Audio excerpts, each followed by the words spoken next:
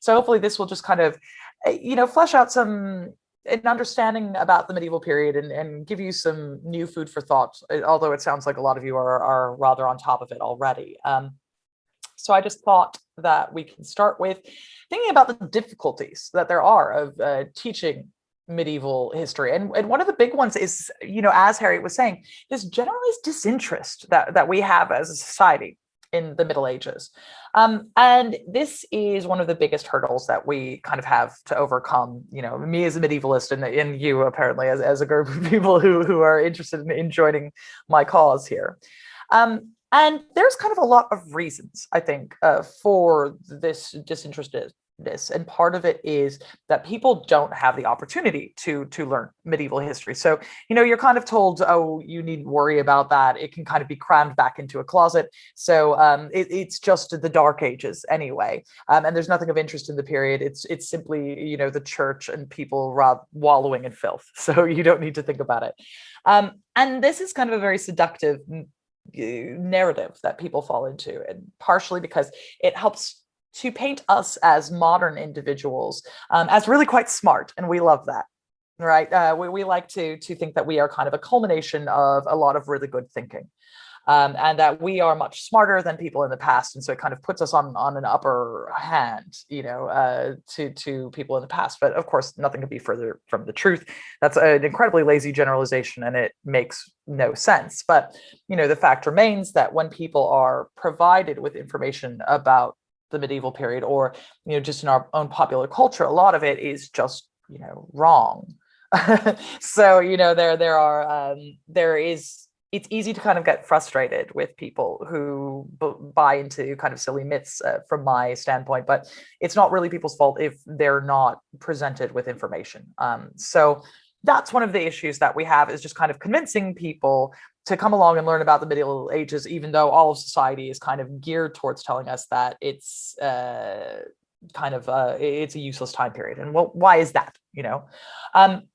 Part of it stems from the fact that it's a period of great complexity.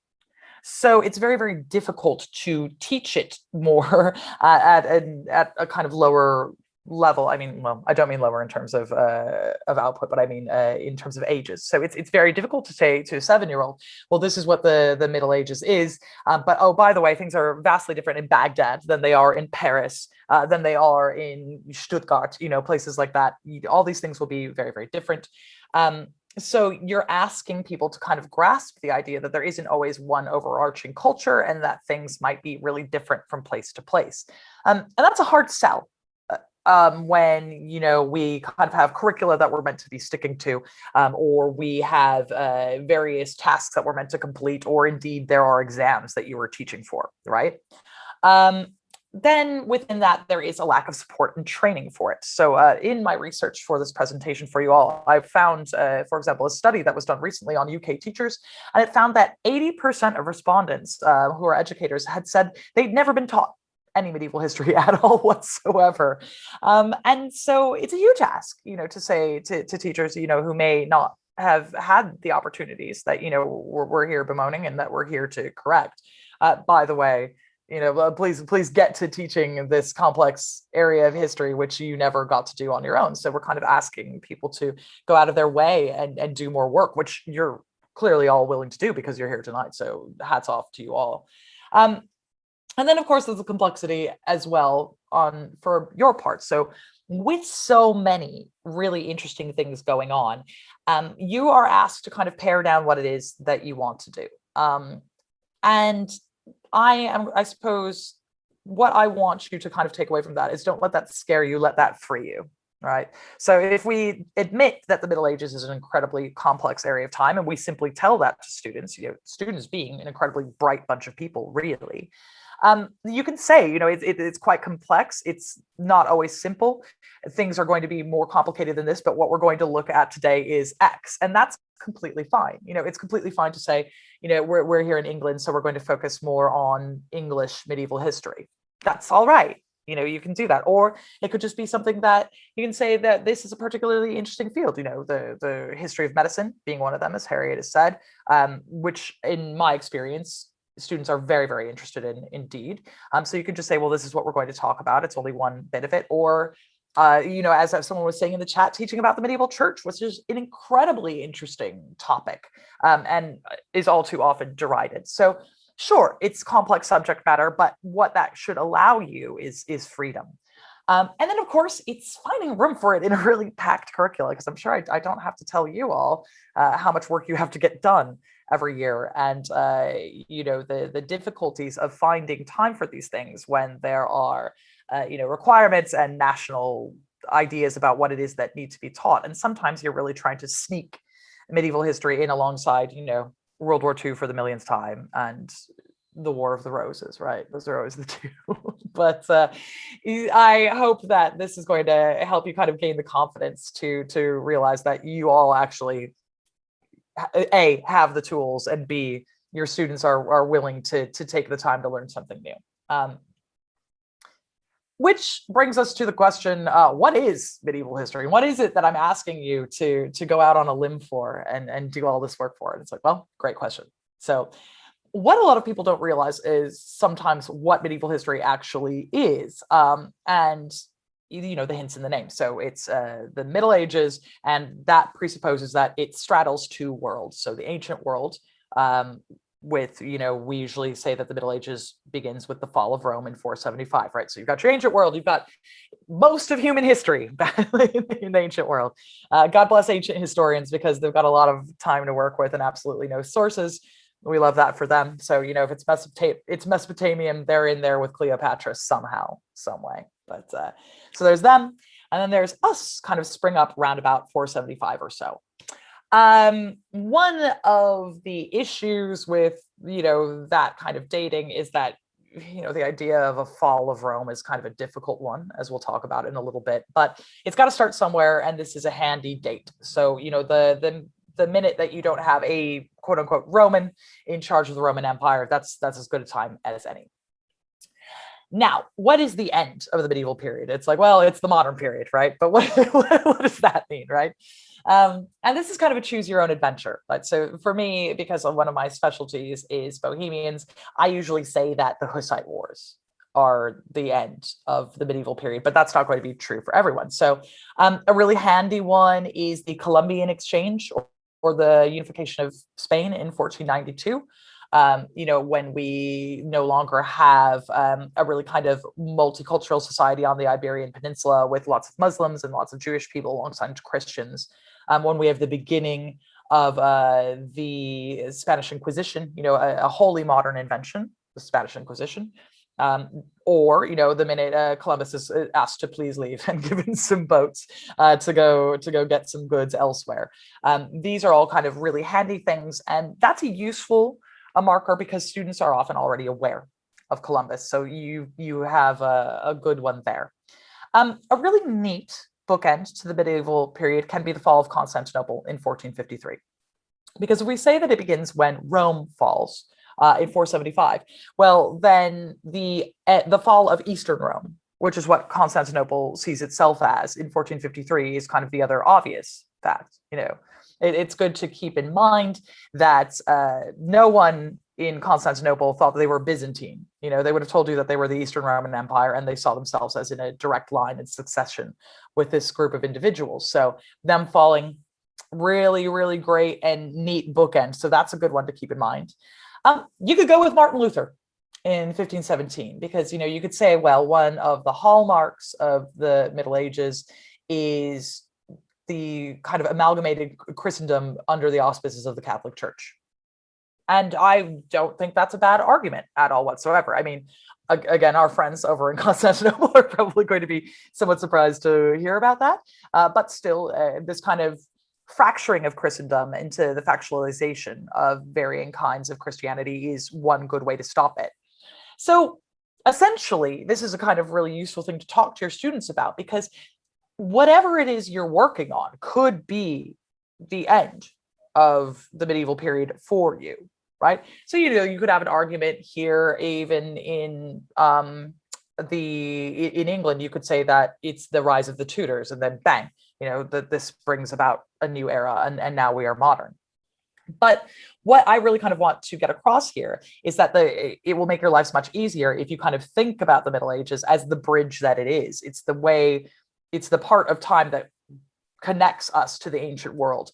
So it's got all those great juicy classical things like, humoral theory, or ideas about the Roman Empire. There's Aristotle going on everywhere. So there's all these fun bits about the classical world that are in there, but with a whole new layering of, the complexities of Catholicism, the divine right of kings, ideas like this. So really, really fun things to have, I think about. So then within that, we have three varying periods. So you've got your medieval period in general, but then you've got three sections. And I realize I've put this slide in the wrong order. So sorry, everyone, we'll skip ahead to find it. Nope, I took it out. Good. Great job, Eleanor. She's doing great. So there's three periods in the medieval period as well. So you've got the early medieval period, the high medieval period, and the late medieval period. So the early medieval period is what we used to call the Dark Ages until everyone started using the term wrong. So the term Dark Ages we made to refer to a lack of sources, not intellectual decline. And then a bunch of non-historians thought that we meant that everybody was stupid. And also Voltaire is also somewhat to blame for this. So we had to stop using the term because it was seen in a pejorative sense, and it simply is not. So now we say early Middle Ages, and the early Middle Ages are basically fall of Rome up into about the year 1000, give or take. And there's some really, really fun things to have a look at in the early medieval period, even though it scares people often. And one of the big ones that I really encourage people to have a think about is the post-Roman states, because people do tend to think that everything was great under Rome, which is really silly, but I've literally heard people in public say that Romans had workable medicine, which is so the history of medicine is a good one for counteracting that. But there's this prevailing idea that the Romans were this wonderful and very enlightened society that had all kinds of wonderful technology and medicine and things that worked, and then Middle Ages people simply didn't like that and so stopped doing it, and then everyone was stupid. Obviously, this is a ridiculous thing to think. But one of the good ways to counteract that is to talk about the post-Roman states and the continuity of the Roman world. Because, when I say the fall of Rome, nobody looked out their window, in the year 476 and said, oh, well, I guess that we're not Roman anymore. I guess that it's the Middle Ages. That's not how they thought about things. And indeed, there's a great deal of continuity between the Roman successor states and Rome itself, which was by design, because the new rulers, Visigoths, Ostrogoths, any flavor of Goth you want, saw themselves as being the torchbearers for Rome and kind of the new styling of Rome. And indeed, many of them grew up at court in Rome. Plenty of them had worked as generals in the Roman army. So they really see themselves as simply new Romans who are kind of continuing onwards. And a great thing to teach here is about King Theodoric and his secretary Cassiodorus. And it's a really intriguing way of talking to students to get them thinking about historiography. Because Cassiodorus is what we would classically consider a Roman. He grew up in the courts in and around Ravenna, and he certainly is a Roman. And he works as a secretary to Theodoric. And he is the one who does most of Theodoric's correspondence. So he is very, very busy making Theodoric look like the most Roman guy possible, while sending out missives, especially to like Clovis, the king of the Franks, like trying to prove that they're in charge of the Franks, things of this nature. But he's got all this great correspondence that Cassiodorus himself writes. And it's a great way of looking at how these people really see themselves as Roman. And they also have a really complex understanding of propaganda. So they use Roman techniques to prove their own power, and they see themselves as connected to Rome. Great way to get people thinking about the fact that it's not just like a terrible travesty that Rome fell, and instead that this is a new and complex thing that's building off of that same thing. Another good one is the rise of monastic learning. So this is a really, really fun thing to teach students about, especially here in the British Isles in general, because we've got a lot to be proud about in terms of monastic communities and the work that went on there. Chief among these things, the picture that I have here is some gorgeous insular script. And the Irish monks, for example, came up with this great invention, which is putting spaces between words. when you write. And I think that this is actually a really useful thing, even though it seems like that might be kind of frivolous and throwaway.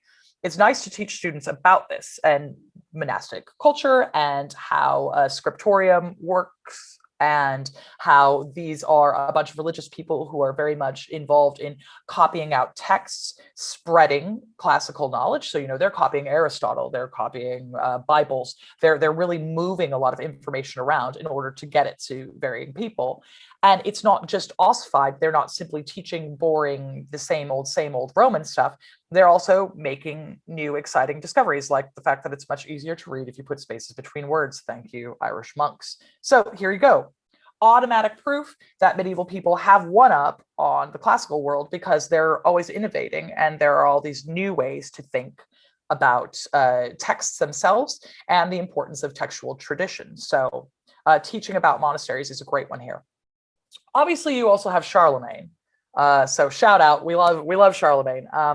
And Charlemagne is a really great way of kind of getting out in front of teaching the Holy Roman Empire. Of course, the Holy Roman Empire doesn't really stick after him, but it's a good way to get people thinking about it in general. So if you do teach things like the Reformation, a lot of people kind of, it's really easy for people to not understand how the Holy Roman Empire comes about, even though, it's the largest, power group in the medieval period. And they just kind of get presented with confusing maps that show each little city and principality. And they don't really understand that this actually makes sense within the context of the time. This is a really good and useful block of land. And teaching Charlemagne helps people to understand that more. So here you can introduce the idea of the Holy Roman Empire, and you can also introduce the Carolingian Renaissance. And the Carolingian Renaissance is a great one to do in tandem with monastic learning, because a lot of it is centered on monasteries. So you can teach about the transmission, again, of classical texts. You can show, again, linking back to things about the post-Roman states, how desperate Charlemagne is to project himself as a true Roman emperor, and how he does that through transmitting classical texts, bringing together really smart individuals in order to, translate Aristotle or translate any number of these things. He's moving people around, not just from the empire, but, his secretaries come from England. So, there's this kind of scouring of the land for smart people to bring in to these new traditions.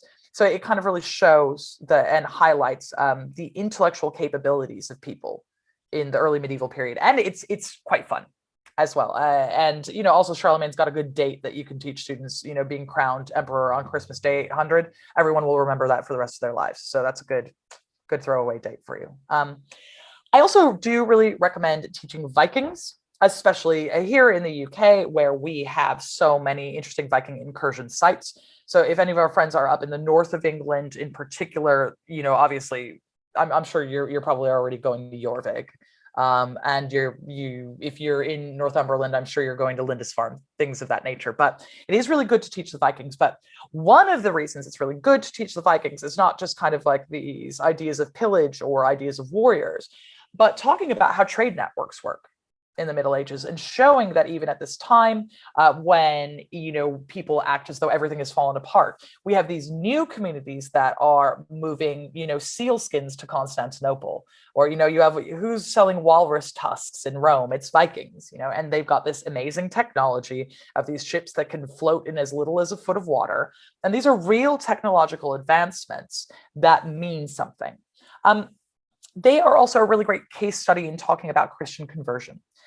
Because people tend to think that the Middle Ages, it's all just Christians all the time, but certainly that isn't true of the early medieval period. And it's still, within Europe in particular, you're in the process of Christianization of the continent. And it's fun to watch the Vikings be these big trade network guys, do a lot of warfare, take a lot of slaves, convert to Christianity, and say, oh, I guess we have to stop doing that. And that could be a really useful thing, because I think a lot of times, especially for teenagers, everyone's kind of like down on Christianity because it's uncool, and everybody likes a little bit of learning about the Norse gods, which I don't blame them for. But when you can make the argument that actually it's great to kind of disrupt slave networks, that's good. And there, within this, there's also a great way of talking about divine right, because the thing that kind of topples the Carolingian Empire in a way is how successful the Vikings are. Because if your local duke or your emperor can't stop these pagans from attacking you when you live in Paris, then do they really have divine right? Right? And this is a great thing to kind of do as a crossover with if you're working on the Mandate of Heaven in China too. Same thing, because this will come up when fighting, for example, Mongolians. So that's a good one to keep under your hat. And then, of course, there's the rise of Islam. Absolutely fascinating topic. Very, very early medieval. And it's a great way of talking about cultural hegemony and how it spreads very quickly. So the unifying nature of the rise of Islam is the thing that I think is really useful here, and how quickly people really convert to Islam and how interested they are in doing that. So this is a really important one, especially if you're going to be talking about the history of medicine. You absolutely can't do that without talking about Islamic sources from the medieval period. It's a great one for introducing ideas about Spain, the Middle East, obviously, but showing kind of the real desire for Islamic culture and this real interest in this unifying religion is a great one here. So brilliant one to do. And then we have the High Middle Ages. So the High Middle Ages we are defining as basically 1000 to right about 1300, right? High Middle Ages, I barely need to tell you anything because, there's so much good stuff in here. But I think a really good one that I'm always arguing for is the establishment of the papacy as a unifying force. Because there's this idea about the Middle Ages as like the Pope is hiding under your bed and he's the cops and he's going to stop you from doing X, which is a lot of it is Protestant propaganda from the early modern period. It's very silly. And in the early medieval period, the Pope has almost no power. They're not a really powerful group of individuals, the bishops of Rome, but they spend a lot of time writing texts about how they're powerful. And then it finally pays off for them. In the high medieval period, they do it. And then you get the church as this great legalistic organization that we kind of know and understand today. So it's really interesting for students to kind of learn this, that, the Pope isn't always the most important guy within Catholicism. It takes a lot of convincing, but that he is able to eventually have a great legalistic system, which is actually the way to think about the medieval church. Sure, it's religious, but it's also a way of establishing laws. From there, you can also do the papal imperial rivalry. And this allows you to do a lot of good things. So in the first place, you can talk about the investiture controversy. Everybody loves the investiture controversy. And the investiture controversy is very important here in England as well. There's a lot of, killing the Bishop of Canterbury, Archbishop of Canterbury, and things of that nature. So the investiture controversy is really real here. You can also teach about the allegory of the sun and moon. So this is the way of explaining the papal and imperial dynamics. So saying that the papacy is the sun through which all power flows from God, and that the Holy Roman Empire reflects that like the moon, which is a fun thing for students to think about. And I've often had students try to come up with like similar metaphors in the past in order to kind of explain to explain both the rivalry or modern relationships between things, which I usually find that they like. And also within this, you can then explain how Holy Roman imperial election works, which a lot of people often don't understand. So it's fun to get the 7 prince electors in there and explain how then the Pope is supposed to crown people. And it's fun to kind of get students realizing that there's all sorts of different ways to wield power in the Middle Ages, and it's not just hereditary monarchy, right? Then, of course, there's the 11th century Renaissance. So this is a great one to teach because there's just texts. So you can talk about the rise of universities, which is a good way of talking about the trivium and quadrivium, the way that scholasticism is taught across the medieval period. And that is a really, really useful one for counteracting ideas about the Middle Ages as, a time of ignorance. And indeed, it is also really useful for teaching against this idea that there was no classical learning in the medieval period, when it was all classical learning. And one could be forgiven for saying that maybe they're a little too heavy on the classical learning.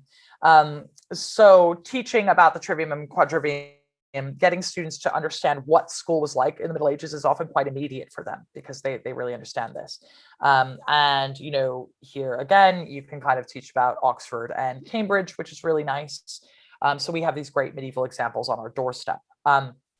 Within this too, it's fun to talk about the transmission of texts from the Middle East, because it's really interesting, I think, for students to kind of learn how we get some of these texts. Because sure, there was things that we had in the Carolingian Renaissance that are great, but in the 11th century Renaissance, 12th century Renaissance, you get these new texts coming in from the Middle East. So it's Greek that was translated into Arabic, and then it's translated out of Arabic into Latin. And a lot of that often comes specifically through Spain and the scriptoria of Alfonso X. So getting students to think about how connected the Middle Ages actually is really interesting, and how there's always this very lively back and forth between the Islamic and Christian worlds. It's not, a monolithic culture. These things don't kind of exist outside of each other, and people are really interested in what each other have to say. That's really, really useful, I think. I'm also big on teaching the Normans, and, there's the obvious things, like, the Norman Conquest here. And of course, I really recommend that people teach that. But I really recommend that people teach that in context with the Normans generally.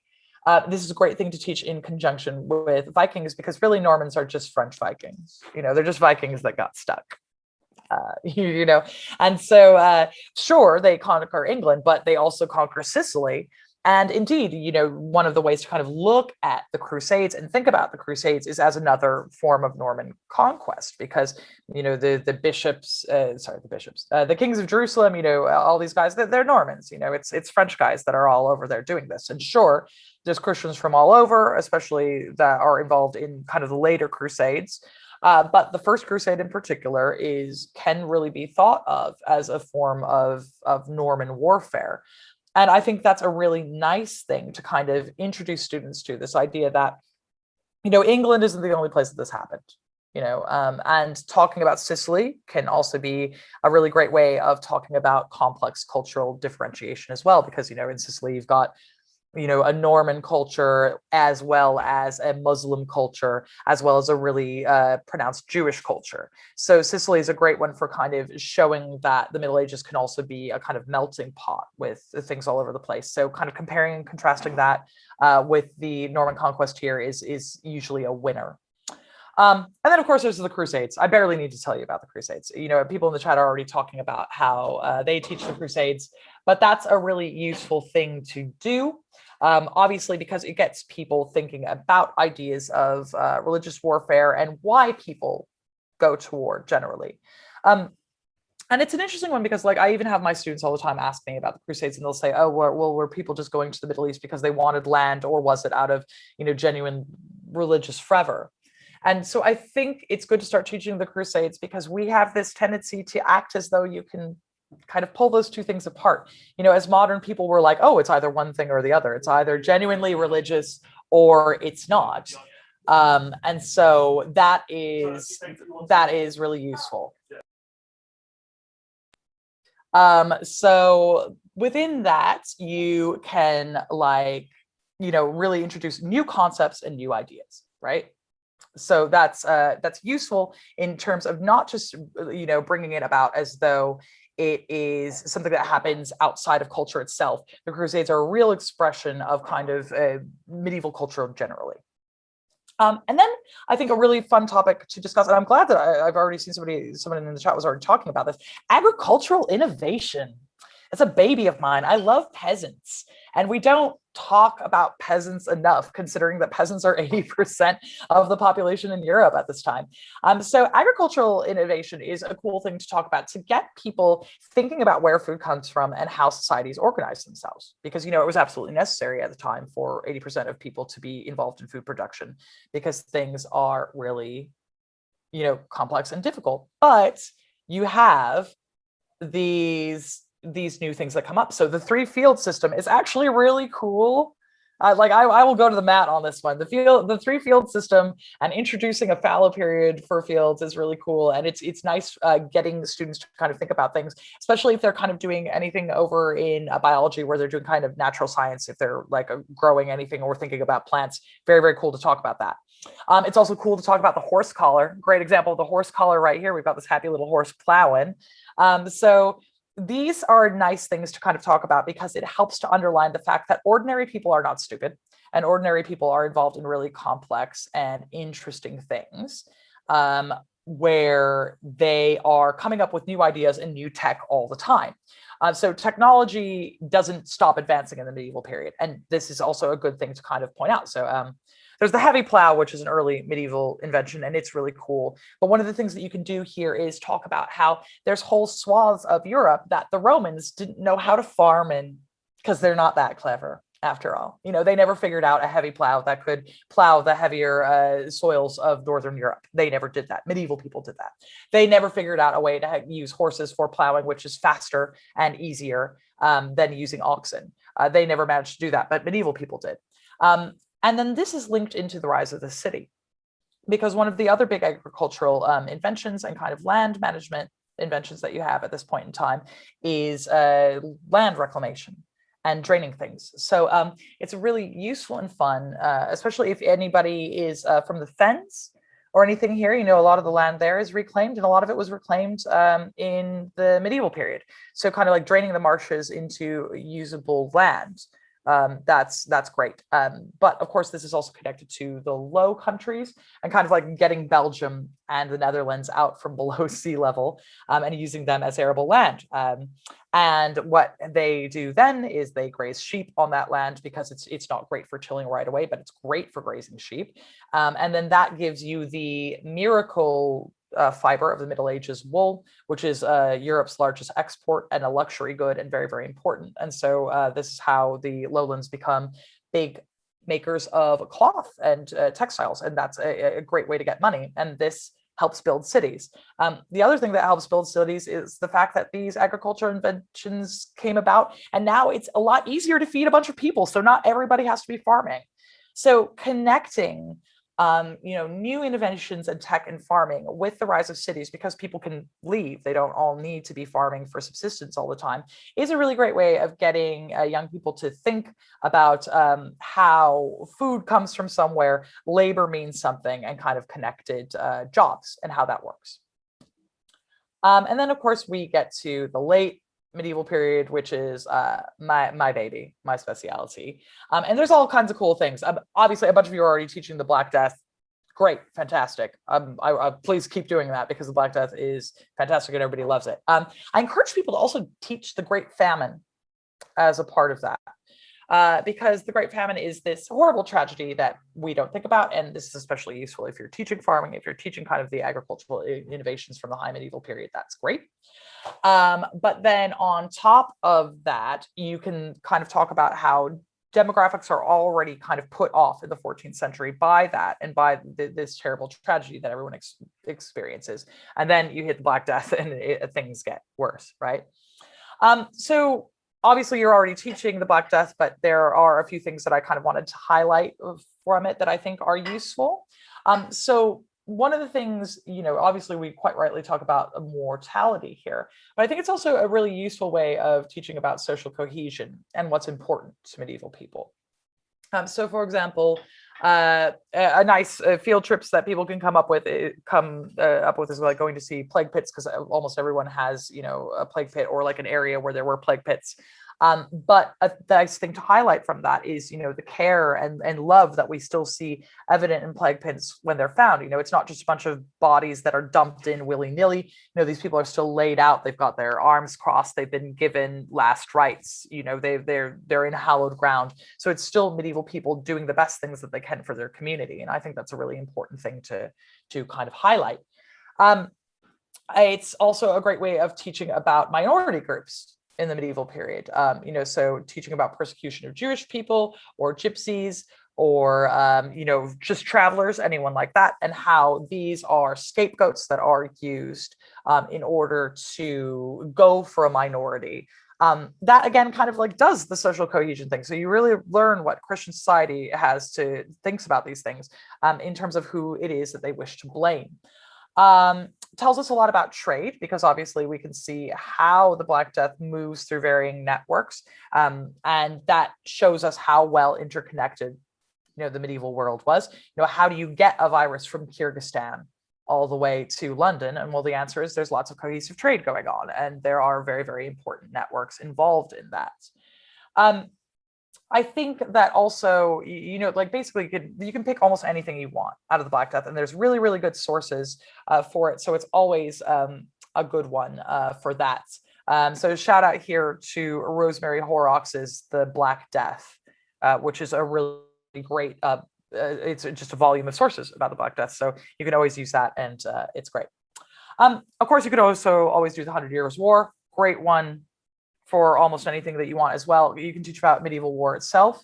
It's nice to teach it in contrast to modern warfare. So if anybody does the military revolution, it's nice to kind of use the 100 Years' War as a jumping off point. But it's a great way of teaching about nascent ideas of nationalism. So like, what does it mean to be French? What does it mean to be English? And showing that, medieval people don't really share these ideas, and that it's possible to be both the King of England and the vassal of France. And indeed, I think this is an important one to teach, because I think modern history tends to skew us towards the belief that England has always been a very, very important place, and teaching the 100 Years' War shows that that's not always the case, and that it's okay, we can let the French be more important than England for a while, and that's certainly true of the medieval period. So it's nice to kind of present students with this idea. It's also nice to kind of bring up succession generally, because I think people have this idea that because the French pull a shifty here, and they say that you can't have that there's only Salic inheritance, and that agnatic succession is impossible. It's nice to bring up that that's not always the case, and throughout the medieval period, there's all kinds of people who are inheriting in varying weird and wonderful ways. So it's not always your eldest son who's going to do something, right? So that's important. And then, of course, peasants' rebellions. Yes, we love the peasants' rebellion. You get the peasants' revolt here. There's the Jacquerie revolts. There's all kinds of wonderful peasant rebellions that you can do. And I think that this is a great way of introducing ideas about the three estates. Again, kind of getting peasants in there, who are most people. So it's nice to kind of show that people are not always happy with their lot in life, and that's fine. It's good to kind of show that there is still this idea that a better world is possible, even in a really rigid social structure. So peasant rebellions are great for that. And this also just kind of is a nice way of capping off the fact that it's easy to kind of teach things like the three estates, but that doesn't mean that everyone wants to buy into it all the time. I also encourage teaching the fall of Constantinople here, especially if you do anything about the Ottomans in the early modern period. Let's start out, teaching about the Ottomans. You'll want to do it all. So if you do anything, for example, about like the Habsburg-Ottoman rivalry, why not start with the fall of Constantinople? Get students thinking about the fact that there is this really complex society that sees themselves as Rome. Here, get students thinking about the fact that this part of Europe and Asia Minor changes really drastically at this time, and what that kind of means for ideas about Christendom itself. And then I always would encourage teaching about the Lollards and the Hussites. We've got really, really great texts, obviously, for Lollards here. Great thing if you want to do kind of field trip to Oxford. And it's very, obviously I'm biased because I work on Czech things, but it's kind of silly from a medieval perspective not to teach about the Hussites if you're not going to teach about the Lollards, because they're in direct contact with each other all the time. This does a couple of things. Again, it shows us how well connected medieval Europe is, that you've got intellectual ideas flying back and forth between London and Prague. Even though London is not as important as Prague is at the time, Czechs are interested if you've got something interesting to say to them. And so it shows us really about this interconnected intellectual community. It also shows us that there isn't kind of like this blind adherence to the Catholic Church, which is, again, one of those myths that gets thrown about the medieval period, right? So there are people who are putting together really well thought out arguments against these religious ideas, and we've got tons of them. And it's also useful to start talking about them, because there's this tendency to act like, Martin Luther was the first guy who ever came up with that, and he invented, being not a Catholic. And that's just not true. And it's much, much too simple. So getting people to start talking and thinking about Wycliffe and Hus is really important here. And then you can teach the Hussite Wars, and people really like that. It's interesting to find out that there's a whole medieval kingdom that stops being Catholic, and that indeed it had been the Holy Roman Imperial capital prior to this, right? And it's fun there, if you do teach Crusades, to teach about the Crusades against the Hussites and see what happens when Crusades fail. Because, Crusades aren't always, and obviously the Second and Third Crusade, not great successful things, but people kind of tend to think, knights go charging in and they win. And that's not always the case even in Europe. So it's not just about, when the Middle Eastern Crusades fail, it's not just about supply lines, because, it's not just that it takes a while to get to Jerusalem. They can't even do it at Prague, right? Even later on. So it's nice to kind of teach these ideas. With all this in mind, just some things to kind of keep in mind. Obviously, I've just thrown a bunch of stuff at you. So this is a huge area of history, right? You're never going to be able to do it all. It's 1100 years. There's a reason why we all have specialties. And we're never going to be doing it all. So let yourself off the hook. You don't have to do it at all. But what you should be doing is kind of getting your students to think about that fact that this is a huge amount of time. There's a lot of interesting and complex things going on in it, and you're going to focus on what it is that you're interested in. That's a benefit, right? This allows for topic-based teaching. What's the topic you like? Go for it, because the Middle Ages, I'm sure, can teach the thing that you are interested in, and you can show a cohesive, contiguous way of doing that. And there's also all these nice ways of making things personal. So, here in the UK, we're absolutely blessed. We have all kinds of wonderful nearby medieval things that we can teach about. So, if you teach about the rise of the monasteries and then you teach about the Tudors, which I'm almost certain that you do, it's nice to go to an abbey and kind of not just teach about how Henry VIII is a jerk and there's a reason why we don't have nice monasteries anymore, but it's nice to teach about how important these places were, why they are centers of learning, what they do for local communities, things like that. It gives students a real sense of place and kind of sense of interest in these things. And as I say, it's a great thing for building around field trips, because of all of the nice medieval things that you can go see. There's always a castle, there's always a cathedral, there's always an abbey. There's going to the British Library, and they are really fantastic at putting together tour groups where they'll show medieval manuscripts to students, and that's a wonderful thing. If you're teaching Magna Carta, wonderful thing to do. You can show them Magna Carta and that sort of thing. And the thing that medieval history does is it is also a real opportunity to introduce concepts of historiography to your students. So, if what we're doing with history is we're getting students to understand that they need to analyze text and be wary of who writes it, one of the first things is, well, why are there so many myths about the Middle Ages? Why is this something that we aren't really teaching about? Why is it this particular area of history that we treat in this particular way? And then, ask them to kind of think about various sources and medieval people and how they're writing it. Who's in power? Here's all these really complex power relationships. Why are things written in these particular ways as a result of it? So the Middle Ages in particular is great for introducing really nuanced ideas and letting your students really kind of rise to that challenge, because I assure you they can. So with that in mind, here's some other topic-based options. There's the Black Death.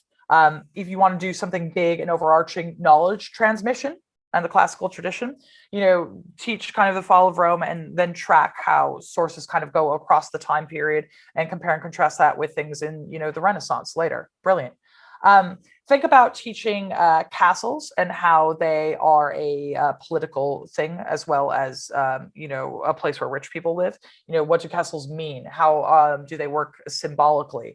How do they work as an economic source for a region? That's a really nice thing to teach. Cathedrals and monasteries, obviously, in terms of transmission of knowledge, and also the church as a bureaucratic structure. What does it mean to be a cathedral? What is truly being a bishop, and what are you accomplishing within these places? I also really encourage you to have a look at text-based lesson plans. So having a look at things like bestiaries and herbariums, and how knowledge is transmitted in the medieval tradition. Also looking at things like astrolabes can be a great way of thinking about how obsessed medieval people are with astronomy and astrology, and showing that there's these complex ways of expressing knowledge that medieval people have going on. And then also work, labor and the forms of labor that there are in the medieval period. So obviously there's peasants, which I encourage you to talk about, but talking about guilds is always incredibly popular because students kind of like to think about work and where they sit in the world and what work means over time and the various options that people have. So I think that, comparing and contrasting, guild members with members of the church with laborers is a really good and interesting thing to do. And I find that students are really quite into that. So with that in mind, here are some cool things to consider for resources. So first one, I'd like to shout out my good friends at Medievalistnet. So they have thousands upon thousands upon thousands of posts about all sorts of things. And one of the things that they do too, which is really useful for educators, is when there's exciting new medieval research that comes out, they do synopses of various new journal articles. So that can kind of give you a hint of whether it's worth your time reading a whole journal article for something that you're prepping for a class. So they're a great place to go and kind of search for various things if you are looking to broaden out your knowledge. But they also will have a dedicated teaching resources, posts, things that they can bring you that you can use in your classroom, and they've got that. They also are a great way of learning about just other medievalists who might have specific topics that you are interested in teaching. And I'm probably I'm not just speaking for myself here. Medievalists like it when teachers are teaching medieval history. So if you learn more about medievalists, literally just Google us and give us an email. We'll give you plenty of stuff, articles, all sorts of things to look at, because fundamentally we're all on the same side here. And so we are really quite good at handing out resources. So don't be afraid to learn about a medievalist on there and then bother them. Then, of course, there's English Heritage. That's probably obvious. But they have full-on teacher kits that are linked to specific locations. So that's really good. So if you're near to a particular castle or abbey or barn, there's some really cool medieval barns out there, which I really encourage people to go to. They can provide you with these things, and that's really good for like grounding in visits, for really staking a day out around and kind of giving students a real way of thinking about where their own medieval world is. They have good video resources, which is interesting. So they are pretty good at building new media things that you can give out to students as well. So, that's always good. A con to English Heritage is they're weird about what they think medieval is. For some reason, they define medieval as being Norman and beyond, which is... That's what I have to say about it. I wouldn't stick to their definition of medieval. So just if you're gonna use that, just be wary and don't let your students get confused, because I assure you the medieval period does not start in 1066, and that is an odd thing to say. So God bless them, their heart's in the right place, but what's happening right now, guys? Then there's the Historical Society, and they have some really nice resources that are that they target. They tell you the age ranges that they're using to all the way up through GCSE. I really like their resources because they are super clear on the complexity of the era, and they have got all sorts of topic-based ways of looking at things. And I think that this is an absolutely fantastic resource. Cannot recommend it enough. Really do have a look at that.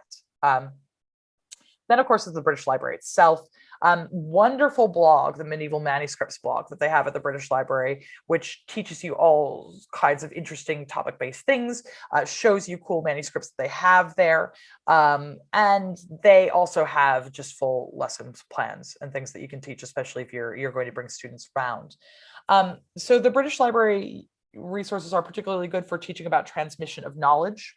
So that's a really strong one for everyone here. And they are particularly good for history of medicine lessons. So absolutely check out the British Library for more there.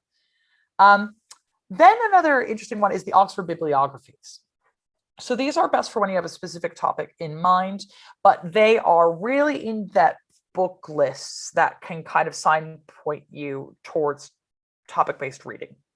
And they basically, you name it, they've got it covered for the medieval period. And this is great for if you're asking students to do projects, if you're asking them to do reports, essays, papers, they can always go have a look at the Oxford bibliographies, and it's going to tell them a lot. Then there is a similar one for the University of Illinois. So the University of Illinois Medieval Studies Bibliographies, again, topic-based learning. But what I really like that they have is folklore and popular culture options. And that is really fun. And students love folklore in my experience. And you don't often find that for the Middle Ages. It tends to be church heavy. So really, really good one to go on there. So they've got great emphasis on using sources and things like that. So again, for projects, anything like that for students, it's great, but it'll also be good for you if you're putting together a new lesson plan. And then a huge shout out to the Aberdeen Bestiary, which this image is from. I love the Aberdeen Bestiary. It's all online. They've digitized it. So you can have a real look at an actual bestiary and get students to think about transmission of knowledge and books in the medieval period and how they work. It's great for introducing concepts of natural philosophy as a topic. So if we are thinking about, a world before science, such as it is, like what is natural philosophy? How does it mean? How do people relate to animals in the medieval period? It's great for art history as a topic because it's absolutely stunningly beautiful, as I'm sure this kind of gives you an idea. Again, great for tying into transmission of knowledge. I cannot say enough good things about the Aberdeen Bestiary. Wonderful, wonderful project. Thank you to Aberdeen University for putting this online because, oh my God, it's so nice. And I really love it. I mean, I have this, I reference this in books and things, it's like I've got a little footnote to the online Aberdeen Bestiary just to get them the shout out. And then there's the Internet Medieval Source Book. So this one is absolutely invaluable. It's just primary source heaven. It's just primary source after primary source that has been digitized by our friends at Fordham University. It's got great topic-specific sources. And so if you've got particular topics that you want, you can kind of go on and look at their topics and basically they'll have a source for you. And it's great for integrating medieval work into, topic ideas. So if you're teaching about, religious history in general, and you're kind of like just mostly doing modern, and you might think to yourself, oh, actually, I think I could maybe get some medieval things in there. Probably the Internet Medieval Sourcebook will help you. The Internet Sourcebook also has sources for the ancient period and the modern period as well. So it's kind of like a one-stop shop. And so I recommend it for medieval sources. That's what I tend to use it for, but you too can use this for almost anything. So that is a lot. And I thought I'd leave us some time for questions here at the end. But I hope that wasn't, too obvious to all of you, and that these are kind of useful topics. I know that you're a really switched on bunch of experts, and I never know quite what to say to people who know as much as me, but hopefully you find that handy. Well, everyone here, thank you from everybody here. So thank you ever so much for your whistle-stop tour through the medieval period. That was really great. And, those sort of signposting those sources as well, that would be really valuable to all of us teaching the medieval period.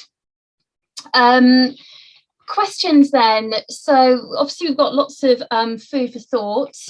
I think one of the questions that sort of popped up in the chat, Janice, was about when we should frame the end of the medieval period. Oh gosh, yeah, that's such a tough one, but yeah, go on. So somebody's asked, they've said that they usually start with the beginning of the reign of Henry VII. Mm-hmm. Is this reasonable? I absolutely think that it's reasonable. And I think that's a really smart one, because what you're kind of introducing there is the modern idea that, a dynasty can really fall, and how that's kind of brought into play. And granted, sure, that's on show in, for example, like the 100 Years' War in France, but they move heaven and earth to keep things a little more medieval, don't they? So yeah, I think that Henry VII, that's a great way in here in England, and I think it makes absolutely perfect sense. And kind of highlighting that and the kind of the Wars of the Roses and things like this as a new and modern thing is a really good idea. And it's also a way, if you're looking at literature things, of kind of like getting kids ready for Shakespeare. So yeah, that's smart. I think that's a good way of doing it. Yeah. Bro.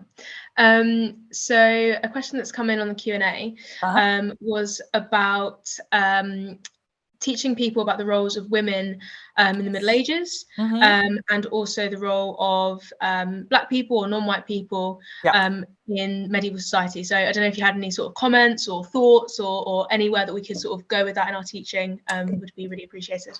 Yeah, absolutely. So one of the things that we really should be kind of doing, I think, off the top of our head is showing that women exist and people of color exist in medieval Europe. Surprise! And you could be forgiven for thinking that they didn't, because we often don't talk about them.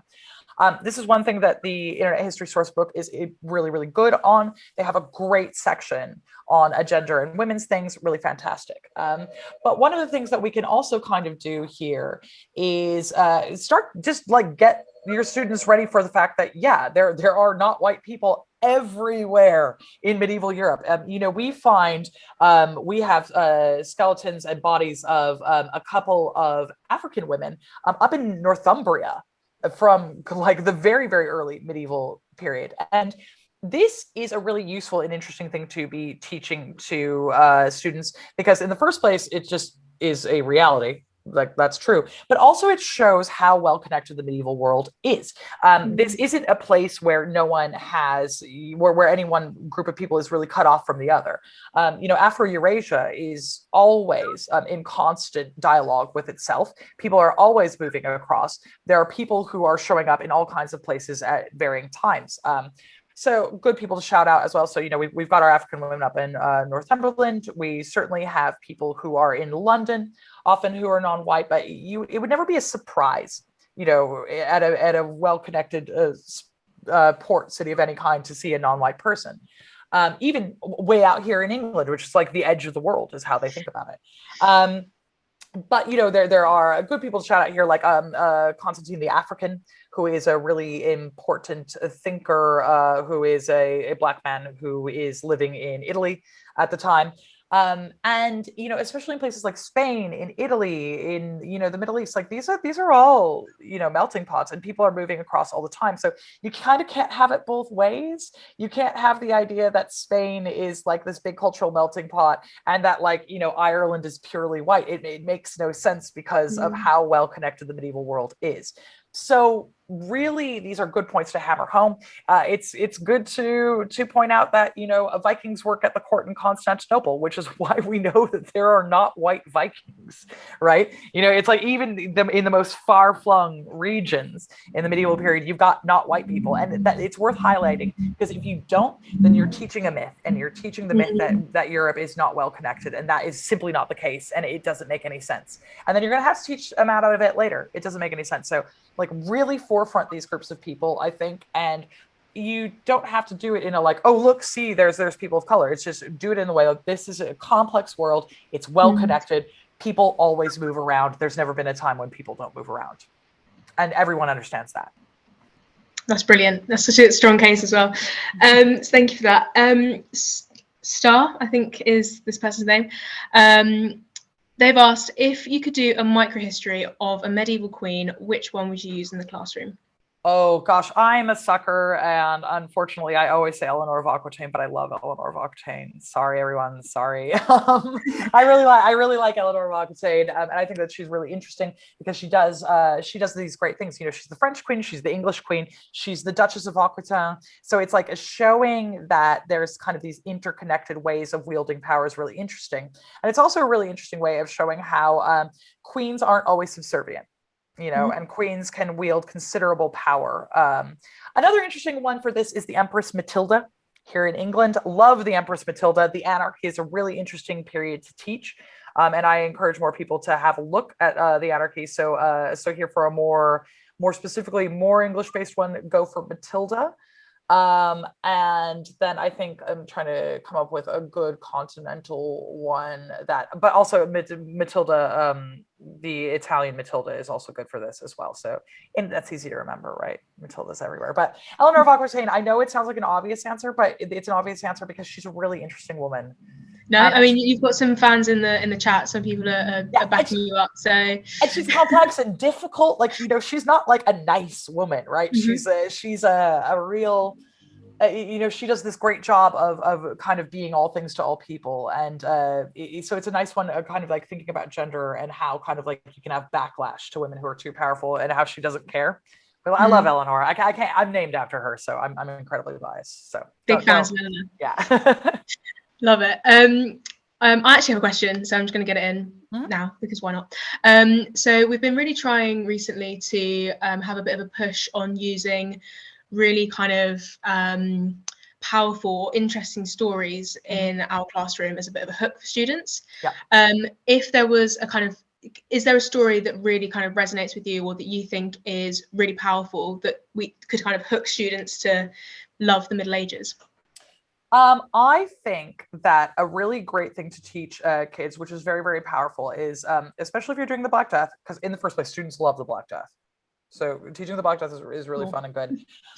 Using the introduction of the Decameron gets students in. So the introduction of Decameron, when Boccaccio is talking all about the Black Death and like what the symptoms are and how terrible it is and like how gross, but he's also talking about how people react to it. Right. So he's like, well, some people become like really, really frightened and they completely retreat from society, like altogether. Other people start partying and they're like, I'm going to get out in the street and like, I'm going to drink every night and I'm going to run around like crazy. And then some people try to run away and they go to the countryside. And this is a really great and immediate way of teaching right now to a bunch of kids who've just lived through a pandemic as well. So kind of like teaching this is super immediate right now. And it kind of grabs you. Right. Because it's like, well, think about a pandemic before we know what germs are. And how would you react to that? And it shows you a lot about medieval society and what their values are and how they are just people. Right. So, you know, some people, you know, it's easy to kind of think of medieval people as really removed from us, but there's a lot of them who are like, yeah, if I'm going to die tomorrow, I'm partying today. Right. And people really can kind of like get a hold of that. And it's a super easy thing to get hold of. So the introduction of the Decameron is a great one, especially for teenagers, because there's a lot of kind of like risque kind of body things in there. And, you know, they're like, ooh, sex, you know, and then they like that. So that's good. Brilliant. That's great. Great recommendation. Thank you. There's, I think, one more question that's just come in. It said, as we know, history as a subject is so vast. I found my students are sometimes more reluctant to learn about medieval history versus modern. How would you tackle this? I mean, that's absolutely true because there's just less modern history, so it's easier, right? Like, you know, you can learn all about World War II really easily because A, it just happened, and B, we've got it on film. The way that I kind of like try to talk students into it at university level is I go, yeah, but you're smarter than that. You know, I'm like, you don't need to do the easy thing. You don't have to. Sure. It's probably easier to do modern history. Why do you want to do the easy thing? You can do this. And kind of like bringing them along with that is fun and complex. And, you know, there's always the thing of you're like, you can always point out the fact that they've been doing modern history their whole life. They already know all about it. Learn something new for a change, you know, like, oh, aren't you bored? You know, like that's the one. And the number of times I've had students who are like, you know what, actually, I am bored of that, you know, and then they kind of like come along to it. But students do, you know, in my experience, kind of like rise to the challenge. If you're like, yeah, but you could do that. You're clever. You know, and then they like that, you know, sure. Yeah. We're all trying to get through homework. And I understand that we all don't necessarily want to do the reading, but, you know, saying to them that they're up for the challenge, that they'll find new things that they really like. That's something that is fun and cool, I think, for most people. So yeah, appeal to their vanity. Great advice. I don't know if there's any other questions that want to come in. Yeah, I think that was our last question. Harriet, did you have any other questions that you wanted to ask? No, because quite infuriatingly, you picked the question that I was going to. Sorry, great minds. About the best medieval story. I think perhaps just sort of like as a sort of final thought. So in your sort of early Middle Ages bit where you had about Theodoric, Charlemagne, rise of monastic learning, there's so many exciting things, right? It was so short of time. So if someone had to sort of really pinpoint and actually specifically, you know, say out of those stories, which ones would you sort of start sort of teaching medieval history with? So Charlemagne is a good one, actually, in general. And one of the things that you can start with is talking about Charlemagne's coronation.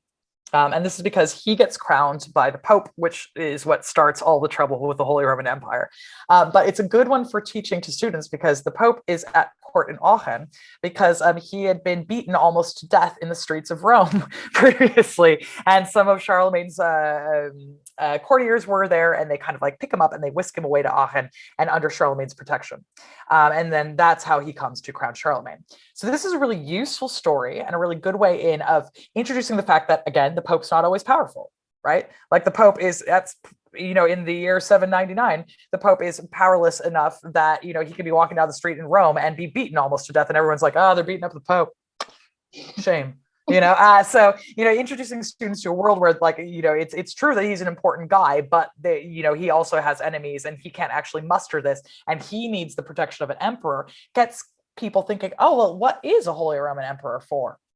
Right. And this is a great way in of kind of like discussing, you know, the really intricate relationship between popes and emperors, what that is doing for people. And it's just kind of wild, right? Like this world where the Pope's getting beaten up and he needs to be saved. And there are all these new exciting things. And then, you know, Charlemagne, you can go anywhere you want with Charlemagne. So I think, you know, it's, again, it seems cheesy, but there's a reason why Charlemagne is important and great. And he's very fun to teach. He's very flamboyant, isn't he? You know, anyone who really loves a good coronation, that's a good one.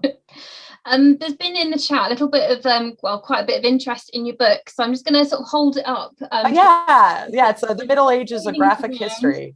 There we go. So would you mind sort of telling sort of the people in our audience a little bit about the book, because not everyone has heard of it. I just assumed that everyone had because it's so this is it's made for the Icon Press.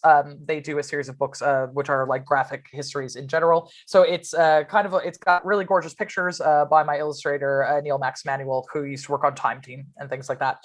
But basically the way that I wrote it is based on my first year courses for students. And so it is, oh, you like the Middle Ages, do you? Well, here's what it is. So it introduces the concept. It introduces what I think are kind of like the biggest, most key ideas. So, you know, you'll see a lot about monks. You'll see a lot about minority groups, which I think is an important one. You get a lot about the Crusades, understanding how like Vikings work. And basically it will get you all of the key ideas about the medieval period. So my joke is that if you read this book, and kind of remember it all, that's what I expect one of my students to kind of remember a year after they took my introduction to medieval history course. It's got like, it's the shortest possible introduction that you can kind of have while still maintaining, you know, this idea that there's a level of complexity, I think. And I kind of intend it for ages 14 and up. So it's good for students as well. Yeah.